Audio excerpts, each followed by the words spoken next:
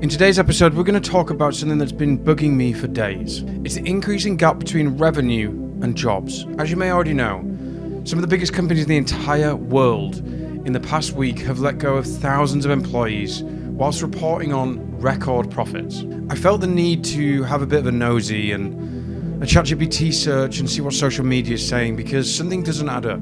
Because Amazon and many other companies have said this is all because of AI. So yeah, I love history. I can already see big historical analogies throughout time. And this question feels really important to answer. Whether we're truly seeing the impact of AI in job losses or whether companies are using it as a scapegoat. This is In the Loop with Jack Horton. I hope you enjoy the show.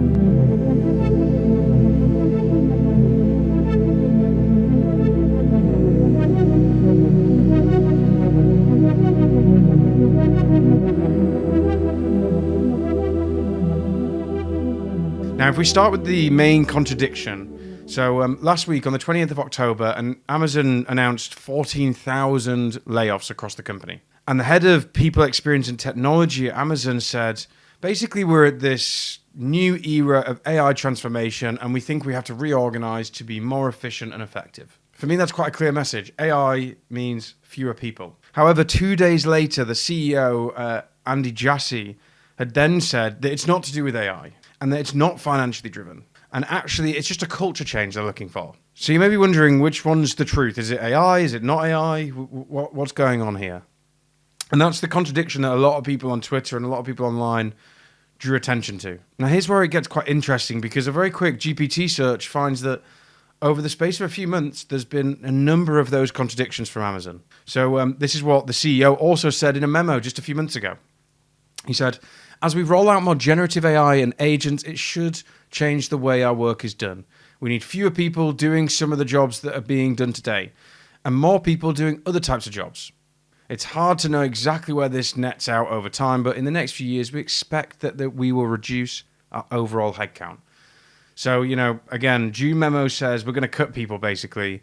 The head of people and experience technology says we've cut people because of AI, and the CEO says it's not actually AI or financially driven. So yeah, there's a lot of contradictions going on. But obviously at the same time, it's important to say that Amazon's profits jumped 38%. So they're basically printing money whilst also just laying off people at scale. Now, this isn't just Amazon. Meta also cut 600 job roles.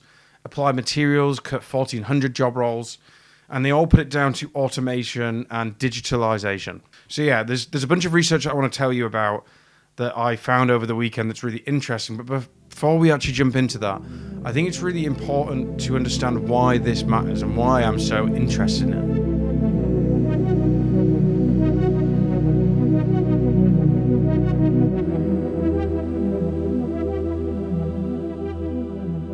So first off, we've been here before and it didn't go very well in the past. Now, this isn't a politics podcast, but if it were, I would ask us all to, I guess, reflect on the state of politics right now, with trade wars happening, with partisan politics going on, with lots of anti-immigration headlines and narratives across the world. And I guess what I want to chat about may shine a light on the realities of technology, automation, and generally big business in how it impacts everyday people. So in 1979, US manufacturers employed 19.6 million people. And now today it's only 12.7 million. So that's about 7 million job roles gone, which is a 35% decline. That's huge. That's entire communities almost vanishing. But here's what's very important. Manufacturing output during that same period increased 80%. So with 7 million less people, increased 80%. Now, these impacts are rarely just economic. They end up being cultural. They end up impacting politics. They increase mortality rates, drug problems in communities that often aren't that well off already. And as I said, it's very easy to understand the impact of these massive changes of, I guess, automation in, the 70s, the 80s, the 60s, to what our world looks like today. Now, if you look at what's happening today, the S&P 500 increased by 77% since 2022. Yet unemployment's gone up by 3.5%. So yeah, there's a lot of analogies that you can draw from automation of, the 80s and the 90s and the 70s to maybe what's happening now. So it is a really important question of whether we understand, is this because of AI and automation, or is it just being used as a scapegoat?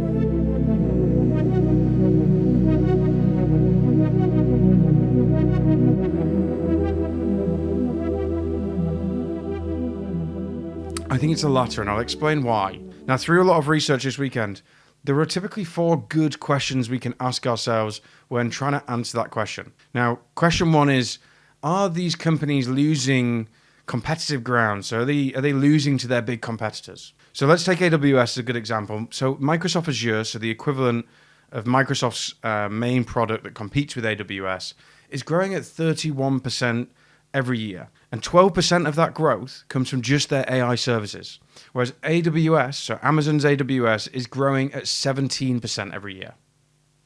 That's a huge gap, Microsoft clearly is stealing huge market share right now. And a big part of that is the fact that they've got massive amounts of AI capabilities that are way out in front of AWS. So when I look at the fact that Amazon have cut 14,000 corporate jobs and the CEO says it's about culture, not AI, for me, what I think is actually happening is they're restructuring because they're losing. AWS is watching Microsoft Azure grow twice as fast, specifically from AI services, that Amazon just doesn't have competitive parity with. They overhired during the pandemic.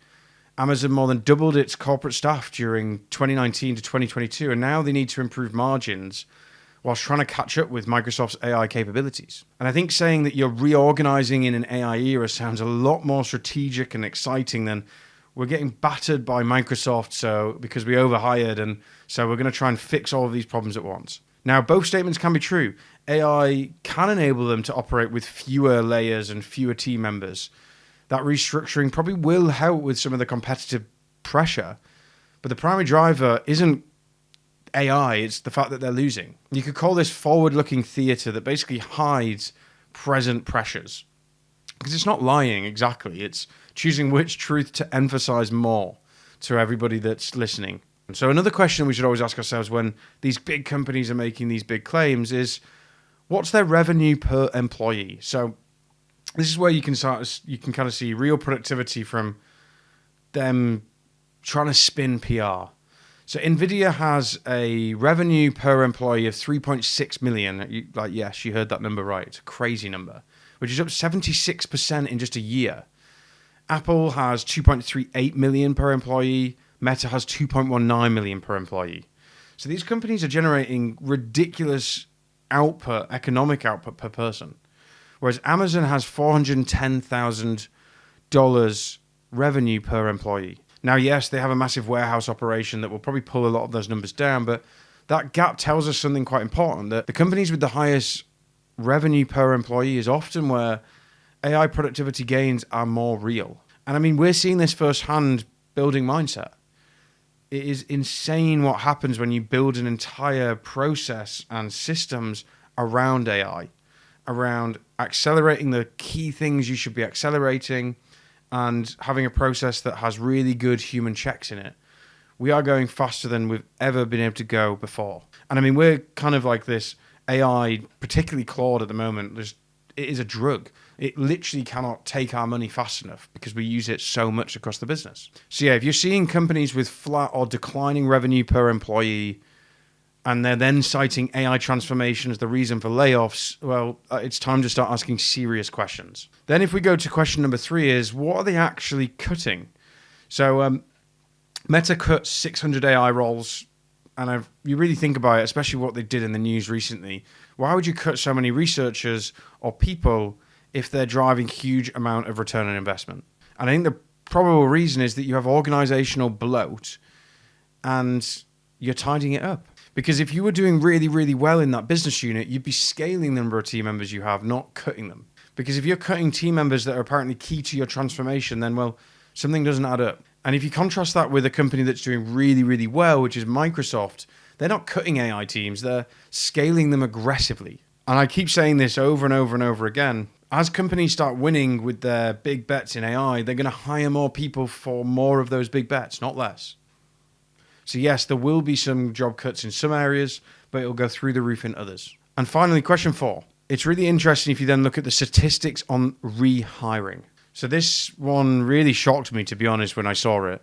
So a survey of over 1,100 business leaders said that 39% of people made employees redundant because of apparently excitability about AI deployments. And of those 39% of 1,100 people, 55% have then admitted that they made the wrong decisions about some of those redundancies. So more than half of the people making those big redundancies straight away regret it. So yeah, I think a lot of companies see the hype cycle, trial a few things, they think it's going to work. They don't really focus on rebuilding process or culture around these tools. They get so caught up in the hype cycle, they maybe see their competitors talking about big AI transformation, and then they made drastic workforce decisions before anything was really embedded into the business.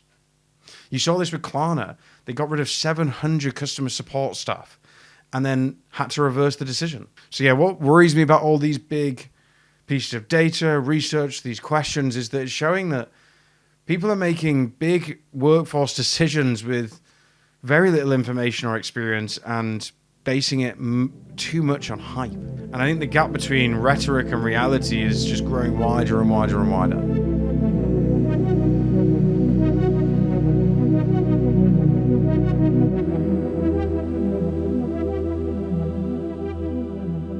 So yeah, I guess let's conclude. I think there are multiple stories here. At the frontier, you've got the Microsoft, the Nvidias, those type of AI native companies that are seeing huge productivity gains, and their revenue per employee numbers is out of this world. Their margins are incredible, and they're investing more money into those business units. But many other companies are just using this AI transformation narrative as a complete scapegoat to escape the fact that they're not adapting that well and they've not yet launched truly effective AI products. And letting people go because you need to increase margins and decrease cost or reorganize for certain big initiatives is very fair business reasons. But don't lie and say it's because of AI. And I think the numbers that are really important to look out for is constant increase in company profits, but decreasing employment in the economy. Because that usually spells the start of a period in which corporate profits go through the roof and individual income starts to collapse. Anyway, that's it for this week. It was a quick episode. I hope you enjoyed it, and I'll see you next week.